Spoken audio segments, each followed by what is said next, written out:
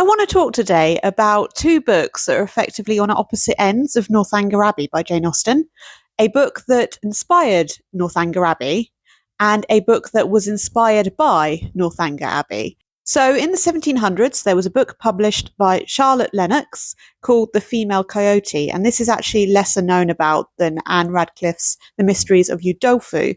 So The Female Coyote is an absolutely hilarious book. It still works today, and it is about a woman who is really, really into her books. She is a massive reader of what the author then called romance and what people then would have considered romance, but what we nowadays would consider not to be so romance. It's kind of that romantic era, romantic period, gothic fiction. So The Female Coyote is about this woman who loves books, and she takes her passion pretty literally.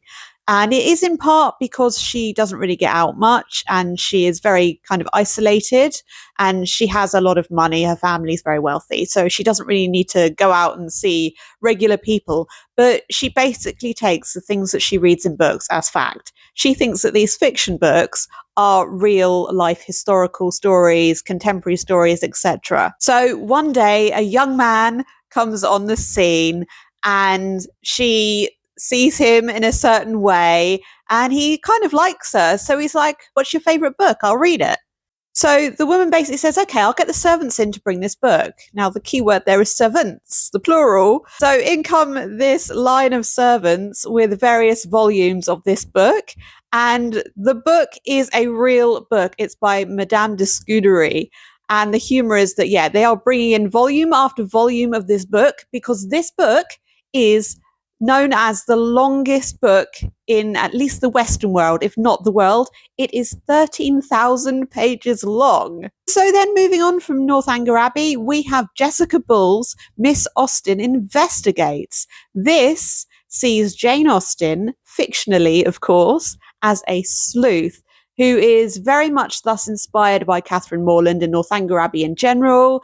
And it's quite a humorous novel. It's quite silly.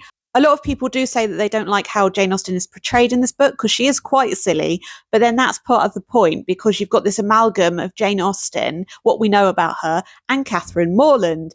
So this is a great book and I highly recommend it to anyone who's interested in Austen. And it also does something that's wonderful. It brings to the fore Jane Austen's brother George, which, as I may have noted before, if you go on Wikipedia, you will find Wikipedia pages for every one of Jane Austen's siblings, except George. Why is that? Well, might it be that George was disabled, he had epilepsy, and so he was forgotten about and also not deemed important? Probably. So I absolutely recommend you check out The Female Coyote because it's still relevant today and it has been forgotten. It's coming back. People are starting to study it now, but it's not a massive classic. And then also read Jessica Bull's Miss Austen Investigates, which is called Miss Austen Investigates the Hapless Milliner in the US. That's quite difficult to say all at once. Go read those books.